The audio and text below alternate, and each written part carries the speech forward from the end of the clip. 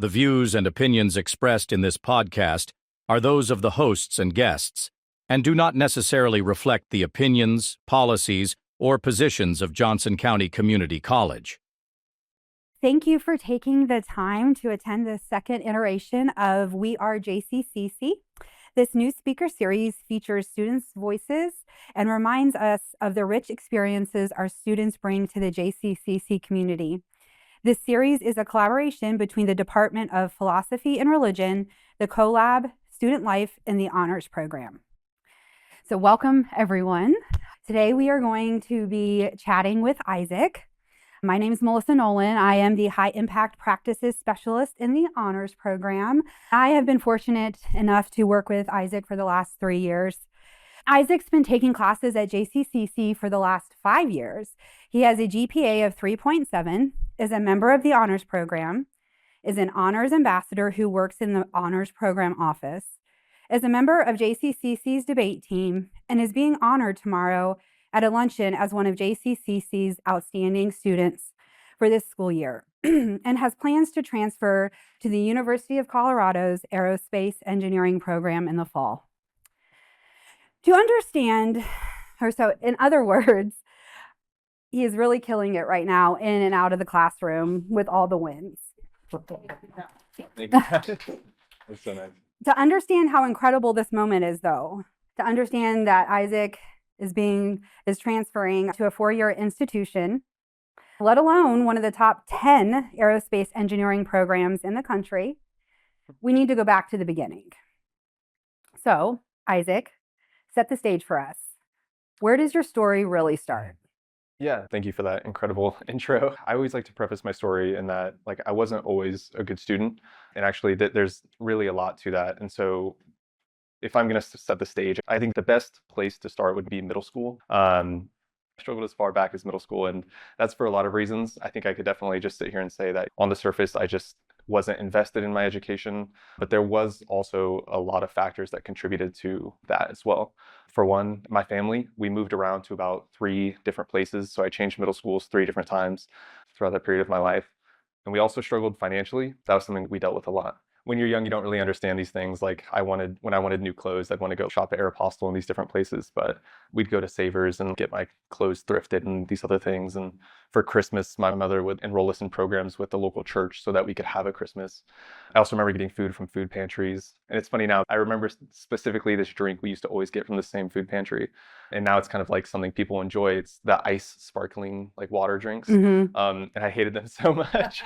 I hated them so much, yeah. But no, I was just grateful that we were able to have food. But unfortunately, it actually ended up getting to the point where we were homeless for a while.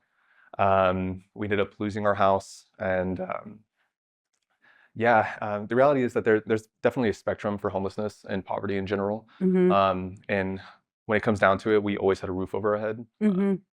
And thankfully, me and my siblings didn't have it as bad as my mom did. There were nights where she would have to sleep in her car in a parking lot and these different things. But eventually, she was able to get into a program where we were able to get housing and food and these different things. And what ended up happening at one point is my mother, my older sister, and me, we stayed in the basement of a church and we slept on air mattresses. And that was something that I was dealing with during middle school as well. Mm-hmm. So when you asked to set the stage, there was just a lot going on at that time. And we don't often think about those basic necessities, housing, food, even clothing, how those things can impact our experience at school and even our perception of school sometimes, right? Oh yeah, definitely. Well, and it's funny because, I was fairly young and you don't always recognize what you're going through, Mm-hmm. especially when you're young. Things just kind of seem normal because it's all you know. Yeah, but definitely looking back, it definitely did impact a lot of my life. And you shared a few specific examples, but is there a memory that really stands out for you in your early days where you could see that it really was impacting your experience in school? Yeah, truthfully, just aside from everything else, just like the financial issues that we struggled with and everything, and my, um, my lack of ambition in school, I also just didn't fit in with anybody Mm-hmm. or the teachers I was around, which was a major struggle for me. I actually remember a distinct time And this is just one of many. But in middle school, I was in middle school and I was in class, and I held the door open for a teacher that was coming down the hall. And she, was coming from some distance, so I stood there and waited. And when she got to the door, she just blew right past me. And I was being a little bit snarky, and I said, "You're welcome." I probably shouldn't have, but she did not like that. And so I got sent to the principal's office, and they asked me, they said, "Isaac, why did you do that?" And I said it was about respect. The principal looked me in the eyes, and I'll never forget this. The principal looked me in the eyes and they said, "Why should anyone respect you?" Hmm. And yeah, so that stuck with me. And that's just one of many events. So you started getting a message really early on Yeah, that maybe school wasn't where you belonged. yeah, 100%. Yeah, it did not feel like it. I didn't get along with my peers. The teachers didn't seem like they wanted me there. I was insecure about a lot of different things. I mean, I could go back to like the clothes. That was a big thing when I That's a was big younger. thing in school. Yeah, yeah. And like I mentioned, like we would go and thrift clothes, and that Yeah. as a kid, you just, you worry about these things. And now that I'm older, it's a little bit different. But yeah, that definitely impacted my sense of belonging for sure. So would you say that was kind of the turning point when you really started to feel like school wasn't the place for you? I would say that was definitely a start. The financial side of things got a little bit better. Um, I mentioned a little bit about my mom. She actually didn't go to college. Neither of my parents did. But she managed to work her way into the accounting sector, and that was something that she was, successful at. And while we were staying, while we were as a part of this program that helped us, have a roof over our head and food and different things, she found a job eventually, and it was a major breakthrough for our family. It was the highest paying job that she had received. And that allowed us to get a house and get out of that situation, which was really nice. But I mentioned this because I think I need to transition into high school a little bit Yes. if I start talking about like some of the major turning points. Because, despite the fact that we started to have a little bit more stability in our lives, there was still that like lack of sense of belonging, and also just like my lack of success. And obviously those things kind of go hand in hand. It's kind They of do. hard. Yeah, it's kind of hard to just out of the blue just do a U-turn and just start succeeding. These things all contribute to each other. So I went into high school, and again it was kind of the same story. I just was failing my classes, and I failed pretty much the entirety of my freshman year. And yeah, so the summer after my freshman year, I had to do summer school. That was something that I was doing, and I'd show up to the school and take classes online. And by the second half of my sophomore year, the counselor sat me down and basically told me, like, "Isaac, like you're not going to graduate on time. You're just not going to." And that was more of the moment I think of when I think of like what was the major point in which I was like, okay, I'm not, this isn't right for me right now. And the counselor suggested that maybe I need to look at alternative options. And so what I actually ended up doing is I applied to enroll in an alternative school. And for like, just for anybody who doesn't know what that looks like or what that is, essentially it's just, I hate to call it an easier form of school, but it's just an alternative way of delivery, an alternative method of delivery. You have people there, the students that went there were students that were dealing with a lot of bigger issues outside of school. So for example, you had a lot of teen parents that just, needed a different kind of delivery. They had other things that they had to deal with. You also had a lot of students on parole and these different things. But yeah, we ended up enrolling me into that program. It's called SOAR. And that actually, it made a big difference. I mean, it's not something where I can sit here and be like, oh, like, add it to my resume. I went to, an alternative school, but it was the right choice for me. It was the right choice for me. But yeah. So thinking about that, can you think of a moment in that experience where everything started to change for you? Like to like improve? Yes, where you kind of started to see that turning point. Yeah. I mean, definitely like just starting off, I will say that it was a breath of fresh air. I don't think that the turning point necessarily happened until later, but I will say that, I distinctly remember on my first day at that program, SOAR, they sat me down and they told me, they're like, we are here to help you succeed. Our primary goal is for you to graduate, and we're going to do whatever it takes. And that definitely had a bit of an impact. That was definitely the start of, that transition a little bit. But in all reality, my high school experience, even at the alternative school, I was still kind of failing. I got to my senior year and things just started to fall apart. Without going into too much detail, I was in a relationship and that ended. I was in my senior year. I realized I had wasted my entire high school experience. That was also something. I had neglected the friendships that I should have been fostering. And on top of all of that, I just didn't know what I wanted to do. So I really had like no prospects, nothing going on, nothing going for myself. And it was the lowest point of my life. It was the lowest point of my life for sure. And it when you're at rock bottom, there's that saying where like there's nowhere else to go but up. Mm-hmm. And so I remember I was sitting in my room one day and I was like questioning, why did these things happen to me? Why am I here? Why is it that other people succeed? Why is it that other people are smarter than me? Why is it that other people are more fit, or any one of these number of things? And I was sitting there and I can only describe as like the closest thing to a revelation, you know, in that moment I just realized, like, you know what, like I can sit here and I can, I can assign blame, I can do these different things, I can ask why, or I can, turn it around and just do anything I can to give it my full effort and just, see maybe it was my own fault. And that's what I started to ask myself. Like maybe there are things that I could have been doing differently. So you started to hold yourself accountable a little bit. A little bit, yeah. Yeah.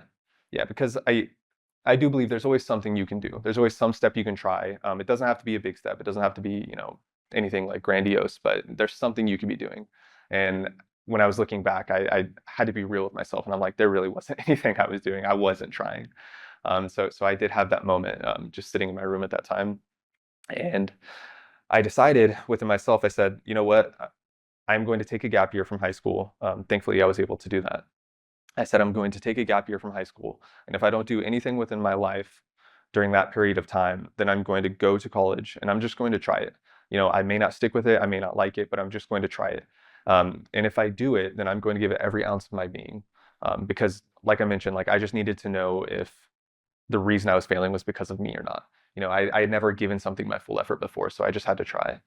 Um, I was doing different things during that time, actually. This is a little bit like on a tangent, but I was really big into photography. Mm. Um, Actually, one of my teachers from my alternative school, my art teacher, she actually set up a gig for me to do the photography, for me to be a lead photographer for one of the Olathe School District's other alternative ed programs, for like adults doing continuing education. So that was a really cool experience. That was something I did. I also photographed.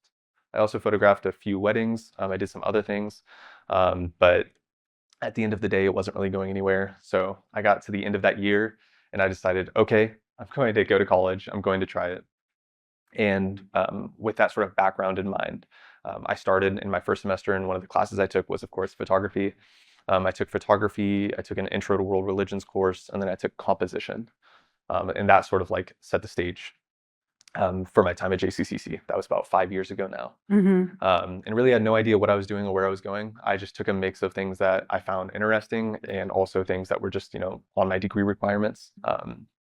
But yeah, I got through that first semester, and for the first time in my life, I got straight A's, which was a really big deal. And, it's kind of funny because I had a lot of ambition. I was Mhm. like, I was ready to give something my all for the first time, but my expectations were low. Mm-hmm. So I was excited that I got straight A's, but I wasn't like expecting, any like, parade or anything like that. It felt good, but it didn't change, everything I had been through, where I was, how I felt about myself as a student. None Mm-hmm. of that really changed. But I will say, one of those classes that I mentioned, composition, that ended up making a difference, a really big difference. In my next semester, I continued on. I took composition 2, and same thing again, straight A's. Just was happy about that, but didn't think much more about it. But I will say, during that time, I discovered my love of writing. Um, yeah, I discovered my love of writing, and I was also emboldened by, I was finally receiving okay grades, and I had found out that the Writing Center here at JCCC, that every year they host an academic writing contest. Mm-hmm. It's called the Heron Bell Writing Contest. Yeah. Um, Great contest. so I was like, why not enter? What does it hurt? So I ended up writing an essay. Took a risk. I took a risk. I took Yeah. a leap. I took a leap, which felt kind of silly at the time. Like I said, given all of my background and everything, but I was like, why not? It doesn't hurt to try. So I wrote an informative essay. It was about the collection and usage of consumer metadata by both the federal government and private corporations. I called it Data on Demand. I was super Yeah. real clever about that one. But yeah, I ended up placing third place. I ended up That's placing great. third place. It was in a year where they had a record number of submissions. I think they ended up actually getting 103 submissions, and I placed third place, which I was super happy about. And there was a couple different things that came with it that were also cool. Of course, a cash prize is cool. Yeah. I also got published in like the school's academic database, and then I got to attend a conference on writing literature that JCCC also hosts every year, and I got to be recognized there, where I received like a little certificate and everything. But in terms of like turning points, I would say that That was a big one. And you know what I'm hearing as you're sharing this is that your opportunity at JCCC, what it gave you is chances to have small wins. And what you needed after your experience in high school, middle school, you didn't talk about elementary school, but even potentially in elementary school, you were not getting those small wins. And in JCCC gave you some opportunities to get those small wins that then started to help you build the confidence to lay this foundation. You then felt like you were able to take some risks and you started to believe in yourself a little bit more. yeah, no, I would describe it like that 100%. Something funny actually happened when I started to take my first math class here. As a part of that, you have to test into things. They require you to take like the AccuPlacer, I think it's called. And I think I was like 2 points away from college algebra, which was really disappointing at the time. Look at you now. Well, that's funny. But yeah, at the time I was like, oh my gosh, I have to go back. I have to do this. But I spoke with a counselor and they said, if you're, they told me, they said, you could go back and retake the test and try and get those 2 points, and then you can test into college algebra. But they said, in all honesty, if you're on the border, it might benefit you more to go back and take intermediate algebra. And they ended up being completely right. It ended up being the best decision I could have made, because it allowed me to rebuild my foundation. So like talking about those small wins a little bit, that was really important. It's just to have that like easy on ramp.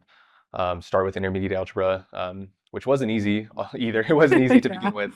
Coming out of high school, I'm not like proud to admit it, but I couldn't add a fraction coming out of high school. I couldn't work with any kind of fraction. They were wizardry to me. But yeah, so in terms of easy wins, yeah, definitely just a lot of little wins just started to add up. And that writing contest was a major turning point for sure.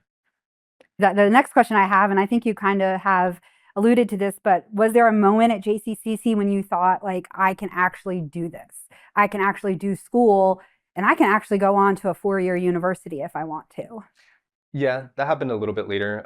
It all builds up upon itself, right? Like, even though like there's these like moments where I'm like, oh my gosh, wow, this is incredible. There was years and years and years of self-doubt that kind of had to be like undone. And some of it sticks with you forever, right? Like, just a little bit, but Gotta fight against that. yeah, yeah. But no, so I continued on in my next semesters, and I kept receiving straight A's. That was really nice. And inside at that point, I knew I was working hard. I knew that I, would only, sit in my room all day, every day, just studying, eat, breathe, and sleep math, do whatever it was. But eventually I actually got an invitation to join the honors program, as well as Phi Theta Kappa, in the International Honor Society.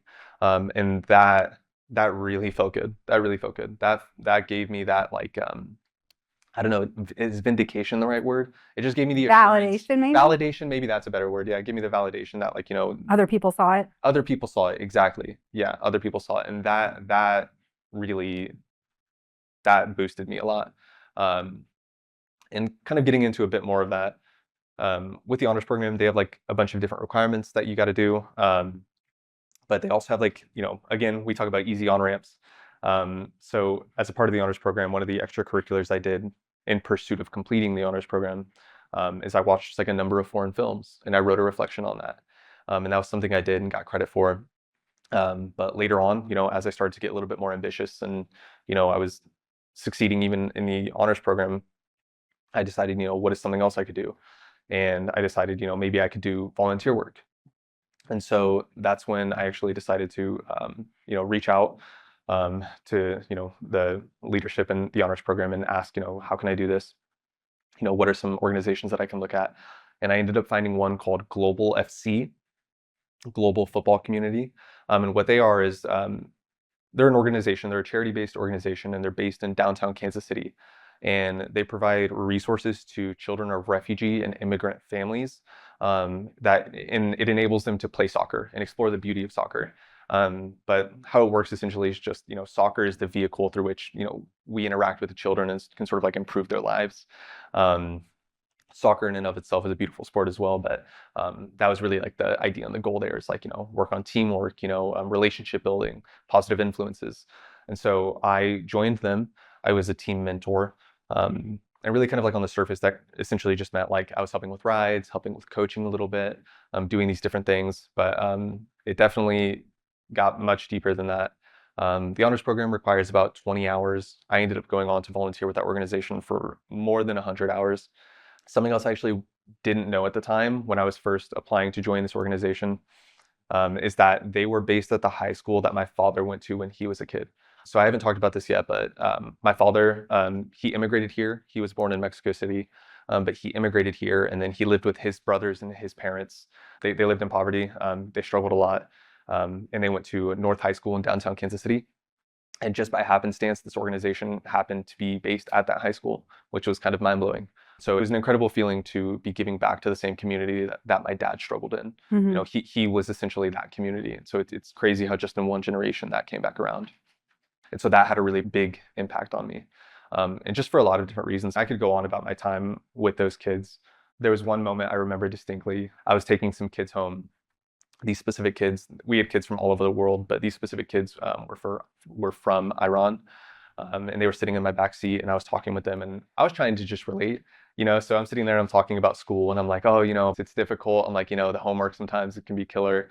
And I'll never forget one of the kids in my back seat. He said, yeah, hard work sucks, but hard work always pays off. And that sounds small, but for him to say that in his position and where he was coming from, that meant a lot. I think much more than me, he had every right to be angry at the world and be angry at his circumstances, but he still had hope. He still had determination, and he believed that hard work was someday going to pay off. And that's just one of many of those like events, just volunteering with that organization that I experienced, where I was like, wow, okay. You've talked about on-ramps, and you've described them as easy, and I do think that downplays the on-ramps. I think the on-ramps are intentional. They're intentional to fit students and where they're at. And so thinking about those on-ramps and these experiences that you were able to have, do you think you would have been as successful as you have been here at JCCC if you went straight and started at a 4-year university? Yeah, definitely not. I think I could say that for a lot of different reasons. You could say like financially, for one, just, when I came to JCCC, I mentioned I didn't know what I was going to do. That's definitely a lot more costly if you do that at a university, if you're just like casually perusing the courses they have to offer. Also, just like the smaller class sizes here, there's a lot of different reasons. And you mentioned like the on-ramps being intentional. Like I would 100% agree. I will say like I have had a positive experience in that regard. But yeah, definitely, going straight to university would not have been the right decision for me. And also just where I was coming from, a big university experience would have been too much for me at the time. I needed just something simpler, just something a little bit more that felt more grassroots, I guess. Does that make sense? When you reflect on this journey, what stands out as your biggest win?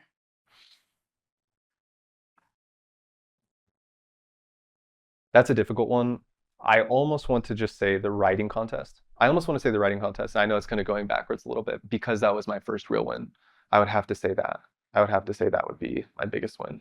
It's funny. I mean, it definitely didn't stop there. And that's something else we kind of talk about in terms of on-ramps is I think if you had talked to a younger Isaac and told him what was going to happen and where he was, I would have been like, no way. I would have been like, you're crazy. Get out of here, square. Like, that's not for me. What advice would you give him? Oof. Don't underestimate the opportunities that are in front of you. Don't doubt yourself so much. Definitely also my perception of like what it means to be smart has changed as well. Because I think if I had, how do I put this? Like again, just going back to like if I had met the me now, and if I told my younger self I was going into aerospace engineering, and if I didn't know that person, I'd be like, oh my gosh, you're a genius, you're insane. But I've come to realize that that's not everything. When it comes down to it, it just requires a lot of tools, and you just build those up over time. So we talked a little bit about like having to go back and take intermediate algebra.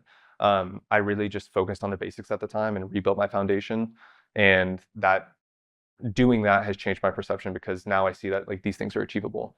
It's definitely also changed my perception of like what's achievable going forward, because not everything has to be a mountain, as silly or as cliche as it might sound, it's one step at a time, and I definitely see that now. What would you tell somebody who's struggling in high school right now, who doesn't see a future for themselves? Because I think from what you shared, you didn't see a future for yourself, especially in academia. So like, 2-year, 4-year college. So there are plenty of students that are struggling right now. There are students here with us at JCCC who are still struggling. What would you tell them? High school isn't everything. It is funny because like being in the honors program, you are surrounded by people who are highly successful. You have, high school students that are the president, of clubs here. And that's awesome. But just because that's not you doesn't mean that you can't do it too. As you mentioned a little bit, I've been going here for about 5 years now.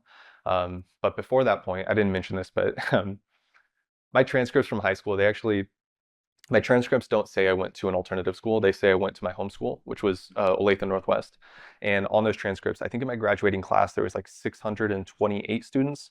I ranked in my class ranking like 625 or something like that. So I was literally one of the worst students you could possibly be. Like by definition, I was the worst student. I had a GPA of like 1.6 or something like that. It was something crazy. So I would just tell anybody that like, it's not too late if you can turn these things around.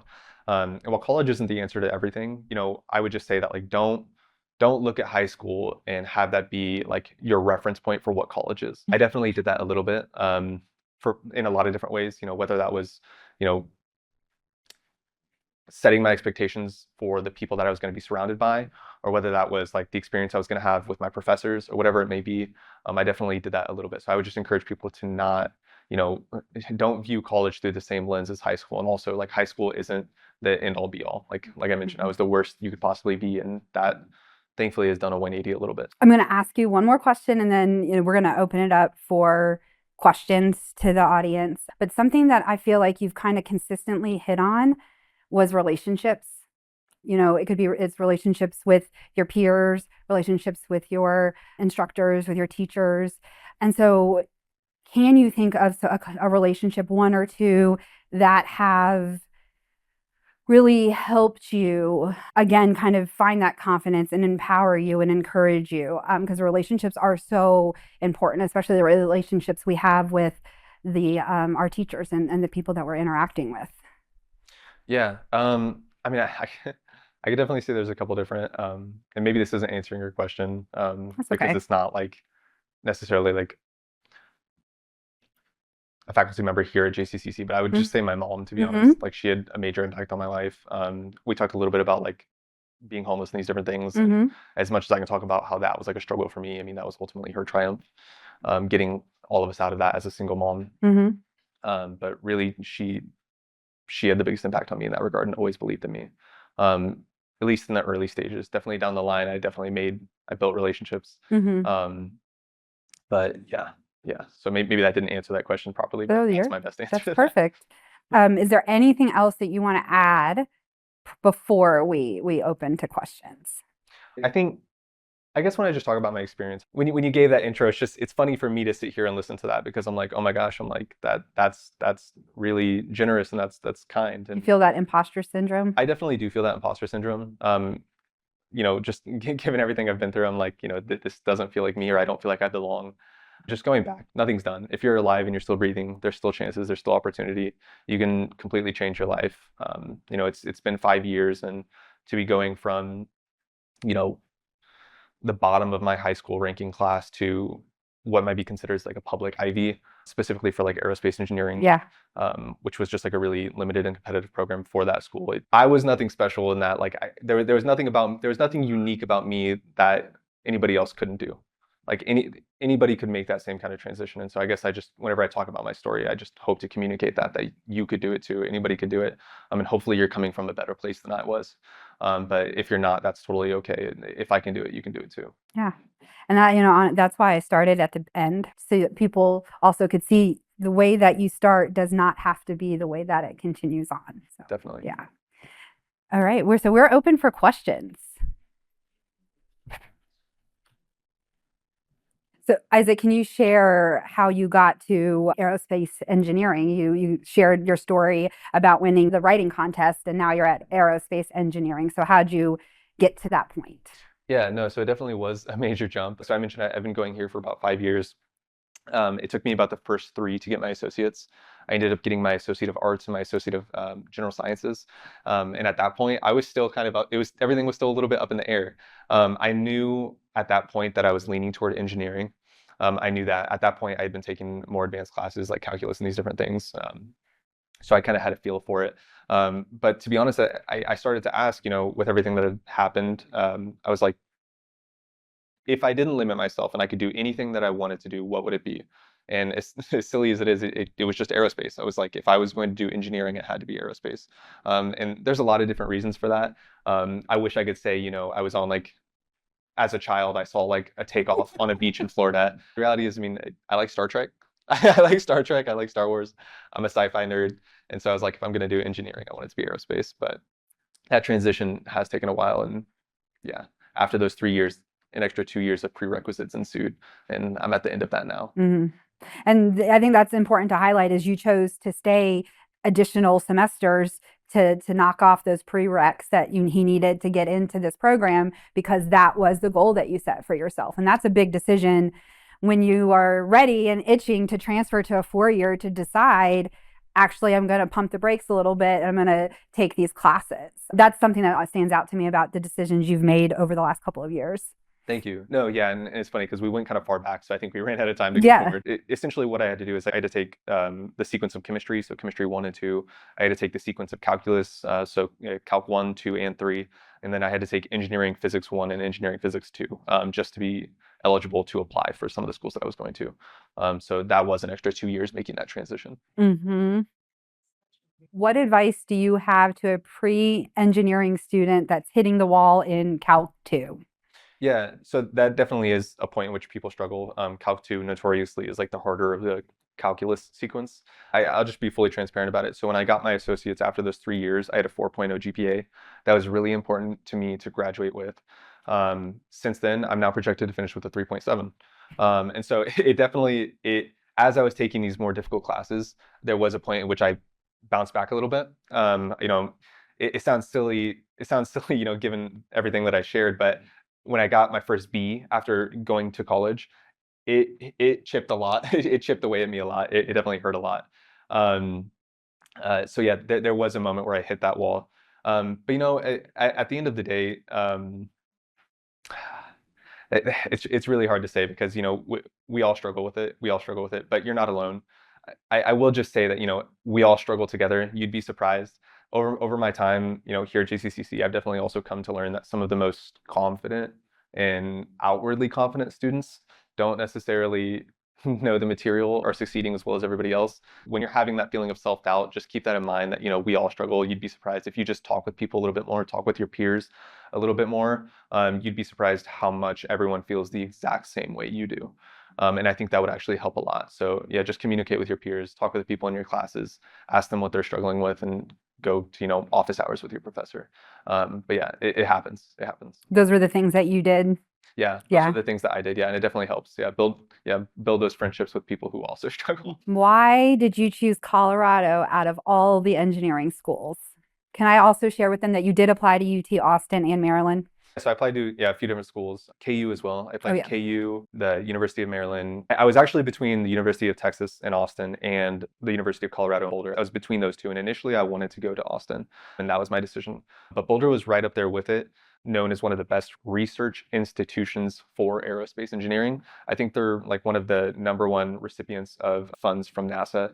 They've also put, I think, 20-ish of their graduates into space, which is really cool. That's not why, but yeah, primarily just the research opportunities. I got to be honest, I don't like the cold, so I'm not looking forward to that. I really don't. I would have preferred Texas over that for that reason. But when it comes down to it, primarily the research. I will say they also have a specific institution called BioServe, and they're one of the few, and I think maybe only schools in the country that has a niche focus in their master's program on bioastronautics, which is something I was really interested in. And that was honestly probably the main factor why I decided to follow through with Colorado. So bioastronautics means a lot of different things, but really it's just for an aerospace engineer, it's working on the technology surrounding the support of the lives of astronauts. So that could be a lot of different things. I actually went and visited that school over spring break, and when you go there, it's amazing the things they have. They have a live feed of the ISS where they can talk to some of the astronauts there. They are building habitats, like mock habitats of modules on the ISS, and they're doing all these different things. So hopefully I'll get to contribute to that someday. Cool. Isaac, what are your career goals? Yeah, right now it is kind of up in the air in terms of like the order in which I get my bachelor's and my master's. There's a part of me that wants to do it consecutively. There's another part of me it's been 5 years getting my honorary JCCC bachelor's degree. And I'm like, I don't know about another 6 years, but that's a bridge I'll cross when I get to it. As far as like long-term career goals, it's a little bit silly because I think every aerospace engineer's dream is to work at NASA or to work at SpaceX or Blue Origin. Thankfully, there's more now. But yeah, that's my career goal. I want to work at NASA or one of these companies, specifically directly with the astronauts completing different like space missions. So hopefully when I complete my master's at the University of Colorado, I can get a little bit more of a foot in the door with the bioastronautics side of things. Isaac, can you share with us specific examples of initiatives at JCCC within the honors program, the college as a whole, that really made you feel like you belonged here and that you could succeed? Yeah, no, 100%. Going back a little bit where we talked about maybe hitting some of those barriers in pre-engineering that people struggle with. We talked about Calc 2. Part of my answer to that was it's really important to talk to your peers and get to know them and get to know that we all struggle. So building community was really important. The honors program was a major factor in that, just having that a little bit more of a close-knit community. While JCCC is smaller compared to a normal university, it is big. It is a big school, especially for a community college. So fostering that community was really important. And I will say that in the honors program, just seeing those people on a regular basis, and actually like working in the honors program as well, just like, again, just seeing those same people every day was really important. I would just say, yeah, building that community was very important, and the honors program did that for me for sure.